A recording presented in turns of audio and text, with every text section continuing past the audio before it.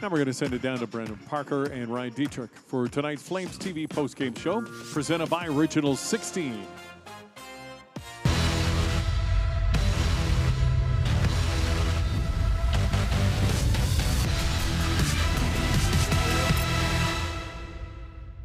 Up your game and celebrate things done well with the great taste of Original 16, official beer of the Calgary Flames. All right, welcome to our Flames postgame live, brought to you by Original 16. Brendan Parker alongside Ryan Dittrick tonight on a Saturday night inside the Scotiabank Saddledome. The Calgary Flames full marks for the comeback, unfortunately, fell a little short in fully completing that comeback as they fall 3-2 in overtime tonight to the Vegas Golden Knights in what was like a long, extended shift in overtime. Not a single stoppage until the one that ends it. Played it 4-on-4, should be noted, or at least 4-on-3 to start, and then 4-on-4 the rest of the way due to the penalty late in the regulation. And obviously, we're able to kill it off. Unfortunately, a bad bounce in overtime is the difference. Maybe let's just start on the game overall. And there was some ebbs and flows to it. Obviously, they fell into a little bit of a hole again, but were able to dig themselves out in regulation, at least get the single point here tonight, which in itself is crucial. Yeah, it's not nothing. There's no question about that. At this time of year, you're definitely banking on the need to get the full two. You look at the standings, you're not in a great position when it comes to the tiebreakers, so you definitely want to establish a position that helps you overtake teams if and when you get to that point. But you said it, this was a heartbreaker tonight. Resilient team to come back from a 2-0 hole. Really porous first period, but you like the bounce back. And through the final 40 minutes, I thought they did a good job getting themselves back into the game. Their top players played big minutes and came up with some big situations. But, it's unfortunate late in that third period and throughout overtime. You said it, we never actually got to 3-on-3, but it really was just a sense that the lid was ready to blow off this place. So for it to end in the fashion that it did, I know we're going to take a look at the goal here shortly. Disappointing in more than one way. But it is a single point, so I guess that is the positive you have to look for on this night. We'll talk about the ramifications of that single point and where it leaves us with now 6 games left in the regular season. But first, let's show you how we got to the 3-2 final here tonight. I go right back to the first period where the Vegas Golden Knights got on the scoreboard first and built themselves a nice little lead. This was in the first, though, in a 3-on-2 that leads to the lid lifter from Pavel Dorofeev, who scores his 33rd goal of the season. If you were to pick 30 goal scorers in the National Hockey League this year, Pavel Dorofeev, you probably wouldn't get a lot of Flames fans to come up with that one. But a real talented player. You see this as a 3-on-2, great puck movement by the Golden Knights, but that's a player with soft hands, taking the puck to the net, nice little backhand sauce that finds its way into the far end of the net. Vegas outshoots Calgary in the first 12-7. They lead 1-0 after 1. This is the second period now, and what seemed like sort of an innocent play developing 5-on-5 ends up with the goal into the back of the net thanks to the point shot from Shea Theodore and some nice hands in front from Riley Smith. Yeah, and the Flames getting just a little bit crossed up in coverage. You see Rasmus Andersson and Kevin Ball just sort of unsure of who needs to be covered in the situation. Ball vacates trying to cover off the one-timer, but you have to appreciate the recognition at the point up top. That's a great job by Shea Theodore. He's not shooting to score. He's shooting for the stick of Riley Smith, and obviously you have to execute, but that's a great tip-in. We'll hear Smith's name again coming up in just a moment, but first, here is the comeback, and it starts with 7 seconds left in the second period. Nazem Kadri had just hit a post moments before that, but sticks with it and then ends up setting up this second of the season from Hanley. Yeah, second, but both absolute beauties from Joel Hanley, picking corners each time. And, again, speaking of puck movement, this is when the Flames started to get some motion in the zone. They had a tough time through the first, almost 40 minutes of actually establishing some of this, but you can see the quick touches, it gets to the point, that opens the seam, and Joel Hanley picks the top shelf. Hanley said afterwards, felt good to see that goal go in. Obviously, his second of the season, the celebration on point. This is where the game shifts to an even draw, and Matt Coronado does it again. What a shot. And you know what? This is what we've come to learn from Matt Coronado. Great shots, picking corners, that's what he does best. But give credit to Mikael Backlund here. Face-offs, that's been the Achilles heel for this Flames team this year. Mikael Backlund's one of their top guys. That's a clean win, and I do wonder if that's a little bit of a set piece off the draw as well. He saw the positioning, he pulls it one step into the slot, and you know what? That's just a goal scorer doing what he does best.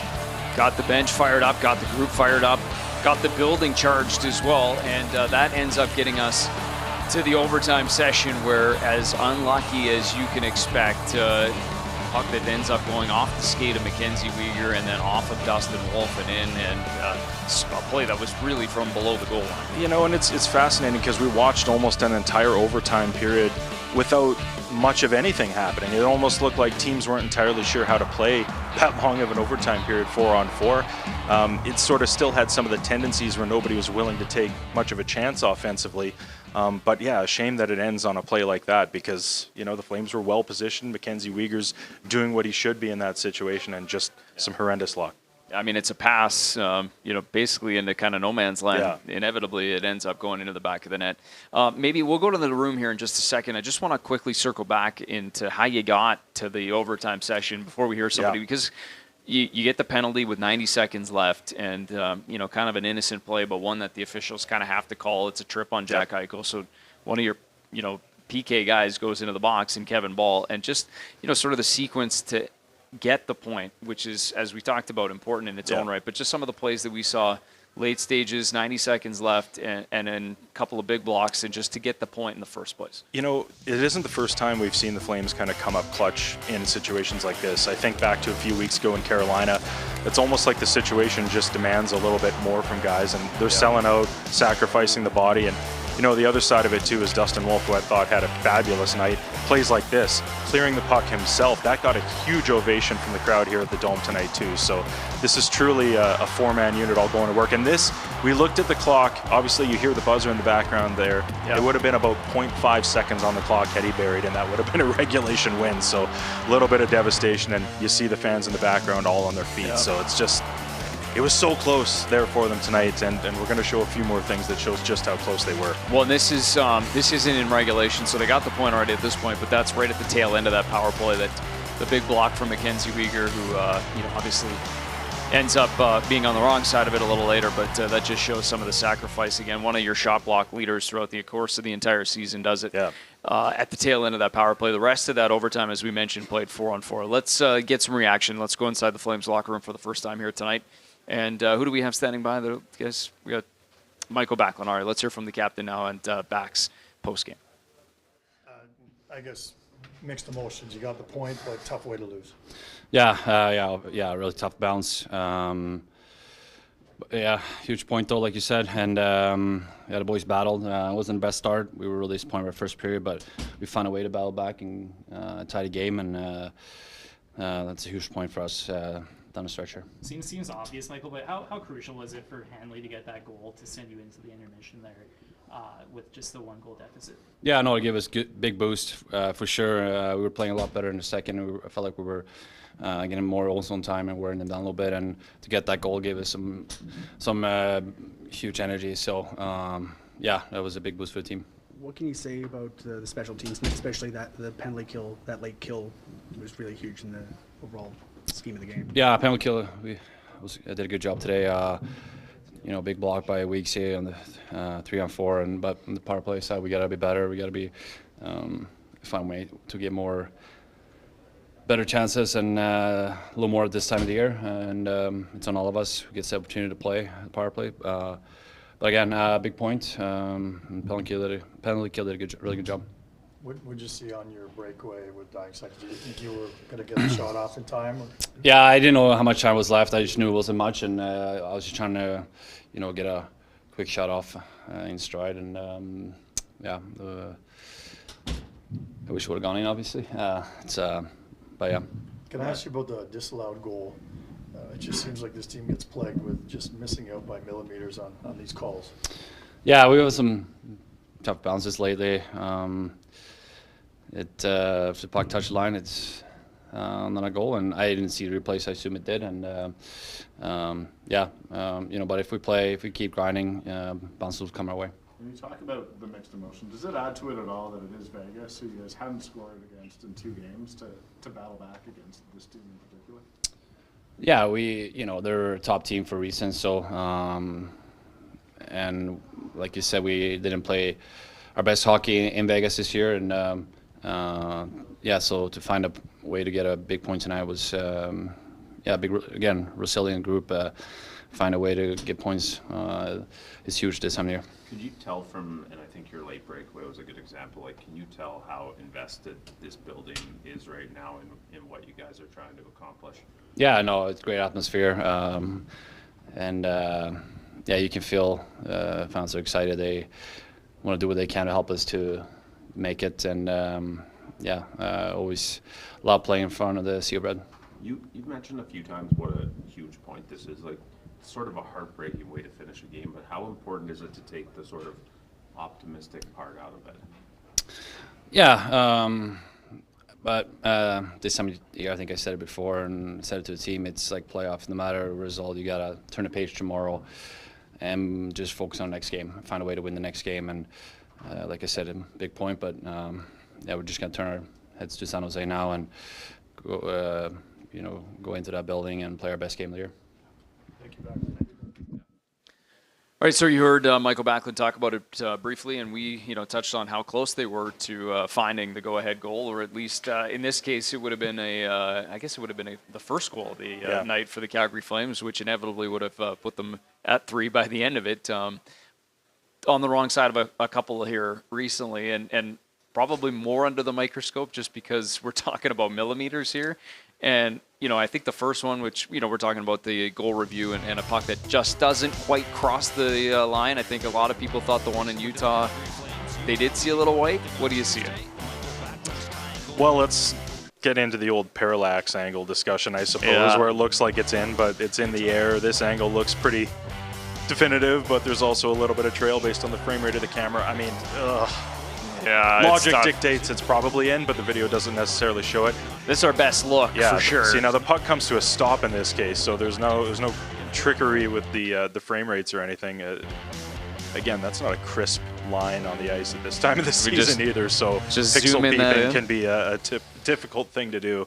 That one, I suppose, is a little bit more of a no-goal than the other one, but either way... it's just more unfortunate in terms of... Well, and it was the same player. Blake Coleman's on the receiving end of it, too, and he's had a couple of tough breaks over the years, but you know what? In both cases, too, the Flames never got discouraged, and I think you have to appreciate that because those situations could be backbreakers. And they weren't, and obviously it didn't go their way in Utah, but they battled back and made a game of it late. And this one they take to overtime after coming back from a 2-hole. So you gotta appreciate that, because what the Flames have done this year have proved that they are nothing if not resilient. I think the more shocking thing is the fact that you'd have two that are on that side of the goal line. At the time in the game that they've happened, and that both end up not. You need another, a centimeter to be generous. Yeah, but I appreciated the right angle turn that the puck took tonight too, with the English on it, which I thought was fascinating. Then you see, we don't see who it is, but the player comes in to stop. I was wondering if that snow spray would be enough just to put it across the line, but no dice. Well, it's a wild sequence, and obviously, in some ways, it's almost better if you could just have it right on the line. At least you'd know definitively one way or another. Not the case here tonight, and unfortunately didn't go their way on Tuesday night in Utah either. But as Ryan said, they scrapped their way to get the point tonight, and that's where it stands, 1 point total as Vegas gets the win 3-2. Let's talk to one of the goal scorers, the one that for sure crossed the line, and that was Joel Hanley. He's standing by now after he scored his second of the season earlier tonight.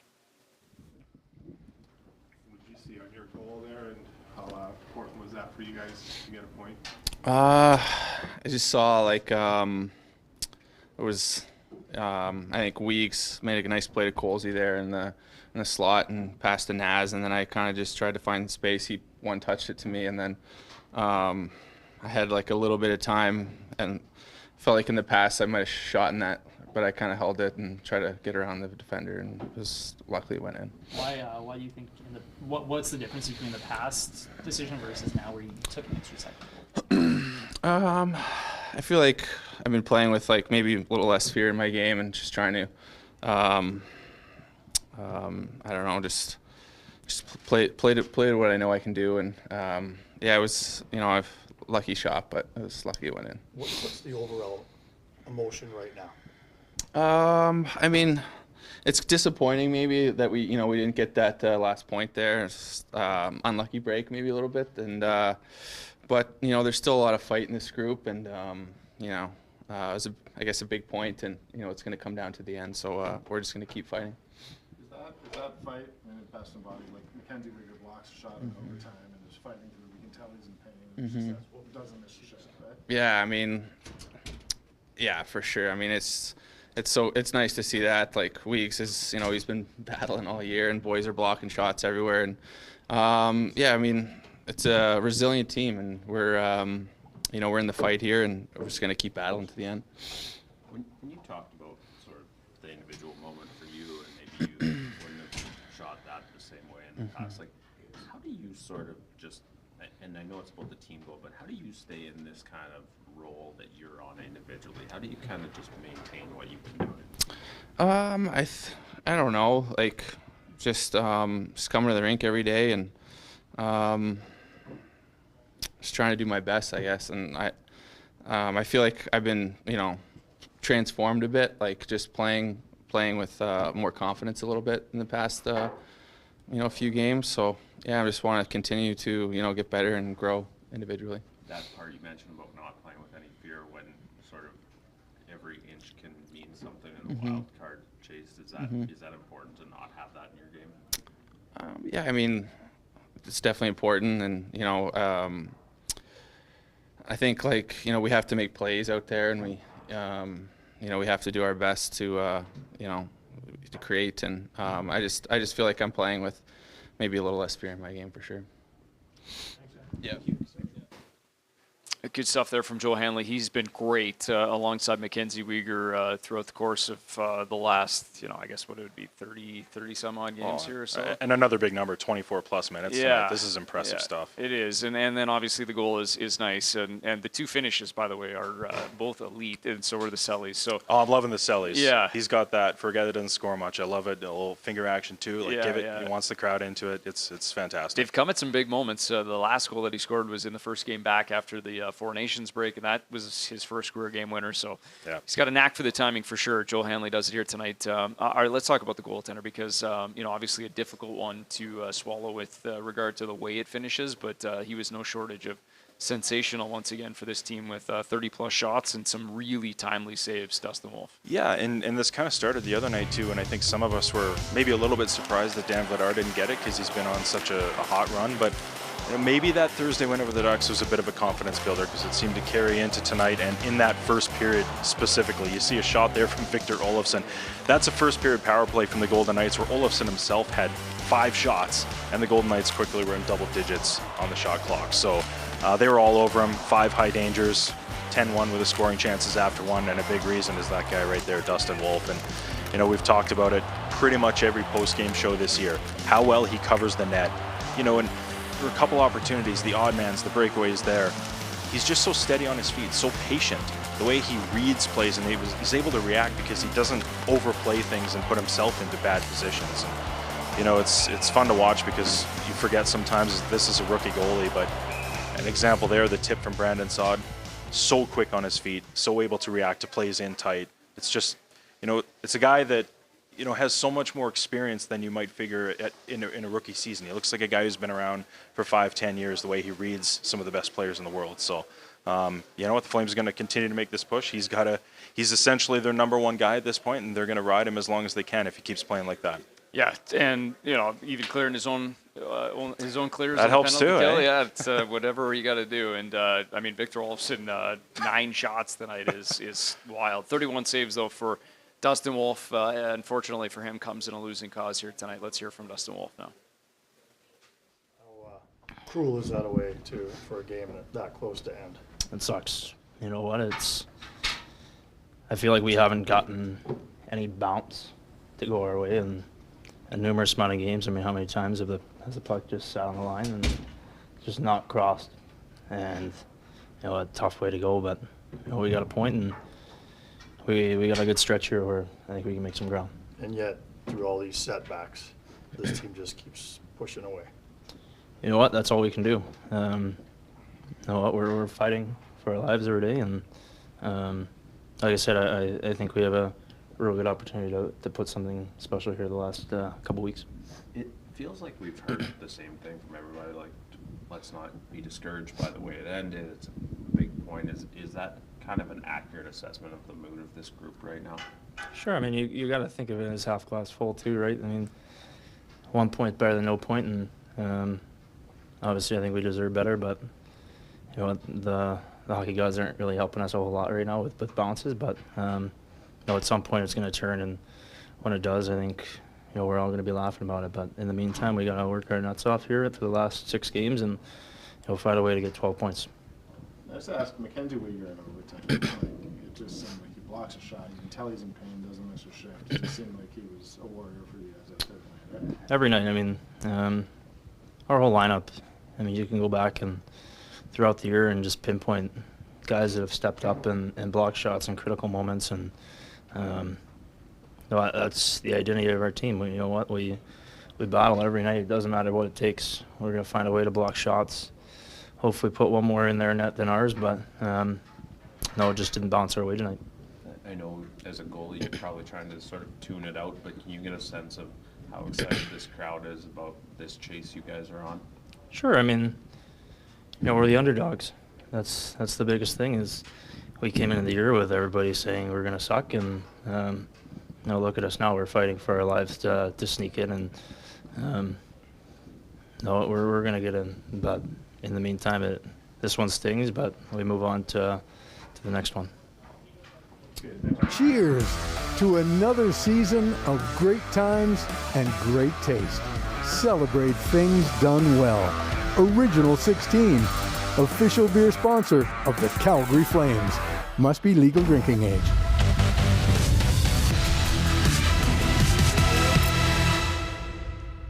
Welcome back to Flames Postgame Live, presented by Original 16. Brendan Parker alongside Ryan Dittrick. It is a 3-2 final for the Vegas Golden Knights as the Flames fall in overtime. But the good news is, as you heard from Dustin Wolf there, they do get the single point, which allows them to claw just a little bit closer to Minnesota now, just 4 points back. They do have the 1 game in hand, but obviously the significance of the final 6 games now shifts to the game in hand, and then obviously the head-to-head matchup that you do have against Minnesota coming up. We'll talk a little bit more about the out-of-town scoreboard and what the standings look like in just a moment, but let's first hear from the head coach of the Calgary Flames. Here's Ryan Huska.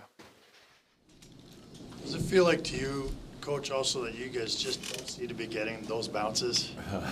Lately, I always feel like they even out over the course of a year, so maybe we're going to get ours coming up here in the next 6 games. You know, that's the way you kind of have to look at it. When you work, you eventually get your bounces, so to me it's a matter of time. One's going to go in for us, or one will go off a skate and not go in, if you want to put it that way.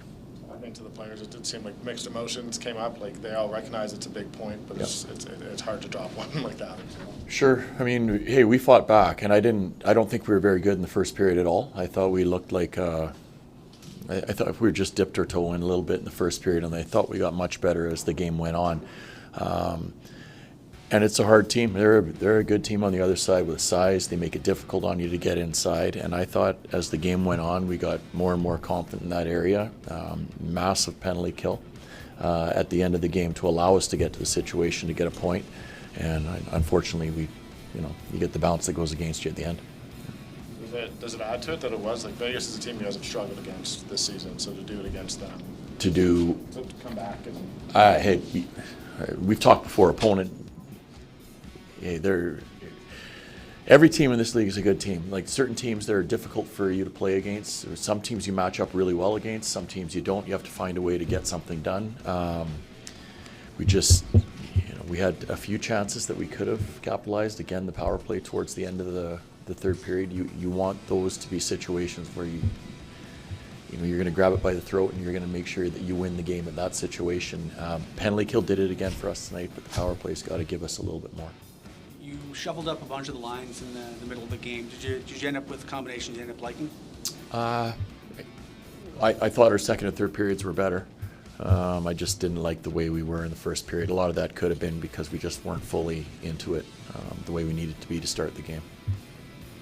What does that goal with, lots of goal, but that goal with 8 seconds left in the second period, what does that maybe show you about sort of his evolution as a player these last few months?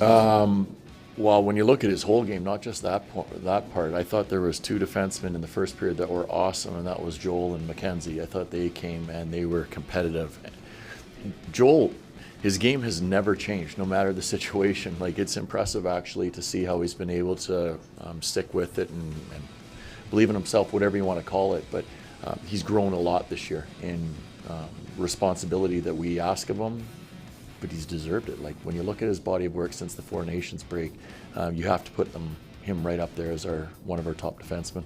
Ryan, Joel told us that he's playing with less fear. Did you see that with him? He's playing free for sure. He's just playing the game hard. Every situation. He's physical right now for a smaller guy. Doesn't matter. Block shots, doesn't matter. He's tight with his details every night. You rarely can say, like, oh, Joel, where are you in that play? He hasn't really missed an assignment. Does it feel, and I know bounces can be unfair, but does it feel a little unfair that after he blocks that one at the start of overtime, he's clearly sort of gutting it out, that it goes in off his foot at the end there? Sure. I mean, you can't do anything about it. Like, those ones you just have to move on from pretty quickly. I thought Mackenzie was excellent tonight. Really good player for us.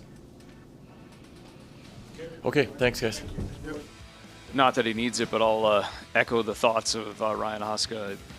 Mackenzie Weegar was great all night long here tonight. Let's just update you with the Western Conference playoff picture. So as we mentioned, there's now a 4-point gap between Calgary and Minnesota. There's the game in hand that's obviously important, and the head-to-head matchup that looms large coming up later next week as well. And St. Louis, by the way, they won again tonight. So maybe just they might win out. They might win out. They might, yeah. I mean, this is a run, kind of an unprecedented run, and you'd almost have to go back to 2019 when they did the same thing, something similarly so, but maybe came a little bit earlier. I think they were dead last, right, a little bit January, earlier, and then they worked their way up. But I'll tell you what, and right now, if the playoffs were to start today, Vegas would be facing St. Louis in the first round, and that feels like cruel and unusual punishment for potentially winning your division and getting that in the first round, a team that's on an absolute heater. But yeah. As it relates to the Flames, you saw the standings there. So what the 1 point essentially means is, coming into the game tonight, the Flames controlled their own playoff destiny. Right. 1 point means they don't now. That can Because change on a nightly basis, but they don't now. The Exactly. tiebreaker is So you win your game at hand. Theoretically, you can win the head-to-head matchup next Friday. That pulls you even, but you don't have the tiebreaker. So you have to find a way to overtake them or have Minnesota give up a point. You need one more point along the way. Yeah. So you're basically, even though it says 4 in the standings, you're essentially looking at a gap of 5 to get into the dance. But this is changing nightly. I mean, this changed last night when Minnesota played on Long Island. So, their next test is going to be a good one against Dallas, one of the top teams in the league right now. So they play tomorrow, I believe. Yeah. Tomorrow afternoon. So we might find out more about this playoff race in 18 hours from now. So we'll see. We're getting closer to the count them on a single hand, and that's where Minnesota's at. Flames will be there shortly as they look ahead to the next task, which is a 2-game road trip into California, starting with the San Jose Sharks. As for tonight, 3-2 the final, the overtime winner coming off an unfortunate bounce and a fortuitous one for the Vegas Golden Knights off a skate and into the back of the net. Riley Smith gets credit for his second of the game. Up next, it's for the Flames heading to California. It's a date in Northern California against the San Jose Sharks. Monday night at the SAP Center, and then right back to Anaheim before returning home for a tilt against the Minnesota Wild. The aforementioned head-to-head, the all-important one, next Friday at the Scotiabank Saddledome. Thanks for watching Flames Postgame Live. We'll see you on Friday night back at the Dome. Hopefully a very important matchup against Minnesota.